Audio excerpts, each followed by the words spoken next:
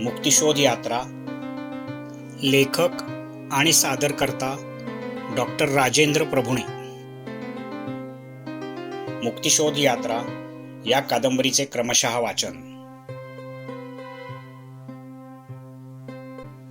मुक्तिशोध यात्रा भाग 1 प्रकरण 5. उपमहागुरूंनी सांगितल्याप्रमाणे दुसऱ्या दिवशी सकाळपासून बुद्धिमत्ता क्षमता चाचण्या सुरू झाल्या. पहिली चाचणी त्याने अत्यंत काळजीपूर्वक व विचारपूर्वक लिहिली. नंतर त्याच प्रकारच्या चाचण्या द्याव्या लागल्याने ती कंटाळवाणी आणि दैनंदिन गोष्ट होऊन गेली.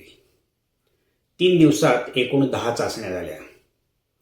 तो नुसताच जास्त थकत गेला, निरुत्साही होत गेला. कशातच अर्थ आणि रस वाटेनासा झाला. अन्नावरची वासना उडाली. आपण अकालीच म्हातारे झालो असे त्याला वाटायला लागले. नंतर आवड, कल, अभिमुखता चाचण्या सुरू झाल्या. सकाळपासून संध्याकाळपर्यंत ओळीने 6 दिवस अशा अखंड चाचण्या झाल्यावर त्याच्यात काहीच त्राण राहिले नाही. रविवारी सुट्टी होती आणि सोमवारी फक्त एकच शेवटची चाचणी होती. सबंध रविवार त्याने विश्रांतीत घालवला. म्हणजे विश्रांती मिळाली असं नव्हे, सलग तासभर सुद्धा झोप लागली नाही. नुसती ग्लानी आणि असंबद्ध स्वप्ने का भास. आणि गंमत म्हणजे ग्लानीतून जरा जागे झाल्यासारखे वाटल्यावर वास्तवापेक्षा स्वप्नेच जास्त सुसंबद्ध वाटत होती. मग खरी स्वप्ने कोणती? संध्याकाळी प्रथमच त्याच्या मनात 2 सुसंबद्ध आणि बरे विचार आले. एक म्हणजे उद्या या सर्व चाचण्या एकदाच्या आणि कायमच्या संपणार. दुसरे म्हणजे परीक्षेच्या निकालावर आणि तो लावण्याच्या पद्धतीवर इतके नाराज होण्याचे कारण नाही, कारण त्या निकालाला मुळे आपल्याला वाटले तितके महत्त्वच नाही.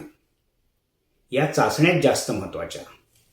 पुढच्या आयुष्याची दिशा त्यावरून ठरवणे आपल्याला सोपे जाईल. नाहीतरी कोणकोणते शिक्षणक्रम आहेत, कोणते खरे फायदेशीर आहेत, आपल्याला कोणते झेपतील, आपल्या बुद्धिमत्तेची खरी पातळी काय आणि आपला कल कोणीकडे आहे हे आपल्याला नक्की कुठे माहीत असतं. तेव्हा अज्ञानामुळे घेतलेल्या चुकीच्या निर्णयाची फळे पुढे आयुष्यभर भोगत सतत असमाधानी राहण्यापेक्षा हे बरे. आता फक्त उद्याची शेवटची चाचणी. एकंदर आपण आयुष्याबद्दल वगैरे उगीचच फार विचार करतो. रात्री त्याला बरी भूक लागली आणि झोपही शांत लागली. शेवटची चाचणी फक्त पानभरच होती. शिवाय त्यात वेडेवाकडे त्रासदायक प्रश्न नव्हते. जणू गेल्या सबंध आठवड्यातील छळसत्राचा धक्कादायक सुखांत. फक्त स्वतःचे, आईवडिलांचे आणि त्यांच्या आईवडिलांचे संपूर्ण नाव आणि पुढे कोष्टकात अनुक्रमे प्रत्येकाची धर्म व जाती संबंधीची माहिती भरायची. बस इतकीच चाचणी. संगणकाच्या सोयीसाठी ही माहिती विशिष्ट आकड्यात भरायची. त्यासाठी खाली सूचीही दिली होती. त्यावरून त्याला बरीच नवीन, गमतीदार व चमत्कारिक माहिती मिळाली. उदाहरणार्थ अ, ब, क आणि ड हे 4 धर्म त्याला माहीत होते. परंतु प्रत्येक धर्मातही कडवा, मध्यम व मवाळ असे पंथ आणि प्रत्येकात डावा, मध्यम व उजवा असे उपपंथ होते. तसेच उच्च, मध्यम, कनिष्ठ व नीच अशा 4 जातीत प्रत्येकी तितक्याच पोटजाती, पाठजाती आणि उपजाती होत्या. आश्चर्य म्हणजे लिंगे स्त्री, पुरुष व इतर अशी 3च होती. पण प्रत्येकात सुंदर, कुरूप, जलदमती, मंदमती आणि सशक्त, अशक्त अशा उपलिंग जाती होत्या. त्यामुळे प्रत्येकात कुरूप, मंदमती, सशक्त पुरुष किंवा सुंदर, मंदमती, अशक्त स्त्री वगैरे अशा प्रकारच्या अनेक उपलिंग जाती होऊ शकत होत्या. त्यामुळे हे माहितीपत्रक भरणे हळूहळू अवघड होत गेले. आई वडिलांपर्यंत ठीक आहे, पण मग दोन्ही आजी आजोबांच्या मूळ धर्म जाती बारकाव्यांनिशी माहीत असणे अशक्यच.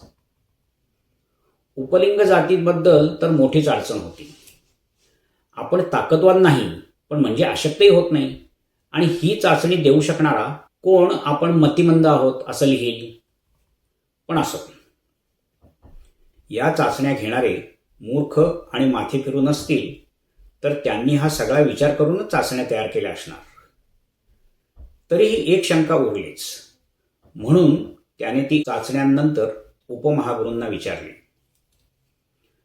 नमस्कार गुरुवर्य, आपला महान स्वतंत्र प्रदेश धर्मनिरपेक्ष आणि जातीनिरपेक्ष आहे असे म्हणतात. मग आजची धर्म आणि जात पोटजातीची सविस्तर माहिती आमच्याकडून का घेण्यात आली? मुला, तू कोणताही प्रश्न विचारणे अपेक्षित नाही. त्यात तू वाईट प्रश्न विचारलास. तुझ्यासारख्या मुलाकडून अशी अपेक्षा नव्हती. मी तुला एक चांगला मुलगा समजत होतो. नाही, तसं नाही गुरुवर्य, एक सहज शंका आली म्हणून. तेच, तुझ्यासारख्या चांगल्या मुलाला शंका येणं अपेक्षित नाही. परंतु आता विचारलास आहेस तर तुझ्या प्रश्नाला मी यथामती उत्तर देतो. आपल्या स्वतंत्र प्रदेशात एकच धर्म आणि एकच जात आहे असं आहे का? नाही. कोणताच धर्म आणि कोणतीच जात नाही असं तरी आहे का? नाही. म्हणजे या दोन वेगळ्याच गोष्टी आहेत. म्हणजे आपल्या स्वतंत्र प्रदेशात अनेक धर्मपंथ आणि अनेक जाती पोटजाती उपजाती आहेत. फक्त आपण ते मानत नाही असं आपण मानतो. प्रत्यक्ष असणं आणि मानणं या दोन वेगळ्या गोष्टी आहेत, कळते ना? तसंच या संदर्भात अधर्मी, निधर्मी, धर्मातीत, धर्मधर्म समभावी, धर्म अधर्म समभावी, धर्मनिरपेक्ष इत्यादी वेगवेगळ्या शब्दांचे अर्थ एकच आहेत का वेगवेगळे आहेत? तसेच अजातीय, विजातीय, न जातीय, जातीनिरपेक्ष, जातीतीत असेही अनेक शब्द असू शकतात. मग आपला स्वतंत्र प्रदेश नक्की कोणत्या प्रकारचा आहे ते कोणीही सांगू शकणार नाही. पण आत्ता मुद्दा तो नाही. मुद्दा असा की धर्म आणि जाती अनेक असूनही त्या आपण मानायच्या नाहीत असं आपण मानतो. शिवाय आपल्या स्वतंत्र प्रदेशात स्त्री, पुरुष आणि इतरही लिंगाची माणसे राहतात हे विशेष, आणि तेही मानायचं नाही असं आपण ठरवलंय. हे त्याहून विशेष. म्हणजे सर्व समान. उपमहागुरूंनी विजयी मुद्रेने त्याच्याकडे पाहिले. आणि सर्वांना समान संधी मिळायला हवी. मग त्यासाठी प्रत्येकाचा नक्की धर्म आणि जात समजायला नको. तसं समजलं तरच ठरवता येईल की याला आत्तापर्यंत कमी संधी मिळाली म्हणून त्याला आता जास्त संधी द्यायला पाहिजे. याला जास्त संधी मिळाली म्हणून याला, ही स्त्री आहे म्हणजे हिला, हा वगैरे वगैरे. कळते ना तुला? होय गुरुवर्य, तुम्ही हे फारच छान समजावून सांगितलं. पण समान संधी म्हणजे इतर कशाचाही विचार मध्ये न आणता फक्त गुणवत्तेनुसारच संधी असं मी समजत होतो. मुला, असं समजण्यात तुझी फारच मोठी चूक होत होती. कारण फक्त गुणवत्तेचाच विचार करायचा तर ती काही तुला वाटतं तितकी महत्वाची गोष्ट नाही. दुसरं म्हणजे या धर्म, लिंग, जात या माणसाच्या महत्वाच्या अंगांकडे अक्षम्य दुर्लक्ष होतं. तिसरं म्हणजे कमी गुणवत्तेला जास्त संधी आणि उच्च गुणवत्तेला कमी संधी देऊनच गुणवत्तेतला फरक भरून काढला पाहिजे. आणि गुणवत्ता पातळी जातीवर अवलंबून असते हे सर्वसामान्य सत्य आहे. कारण ते वैश्विक संतज्ञ शू यांनी सांगितलं आहे. पण प्रत्येकाची वैयक्तिक गुणवत्ता, ती गुणवत्ता तितकी महत्वाची नाही. शैक्षणिक आणि इतरही धोरणात नेहमीच जाती धर्म अधिनिष्ठित सामाजिक गुणवत्ता, व्यस्त समान संधी आणि सामाजिक न्याय या गोष्टी लक्षात घ्यायला लागतात. वैश्विक संतज्ञ शू यांच्या या फार उच्च संकल्पना आहेत. त्या आता ऐक. यावर पुढील तासभर त्याने निमूटपणे, मूढपणे, अर्धजागृत आणि बधीर अवस्थेत खूप उच्च विचार ऐकले. धर्मजातच फक्त महत्वाची व त्यावरूनच पुढील सर्व ठरणार एवढेच त्याला त्यातून समजले.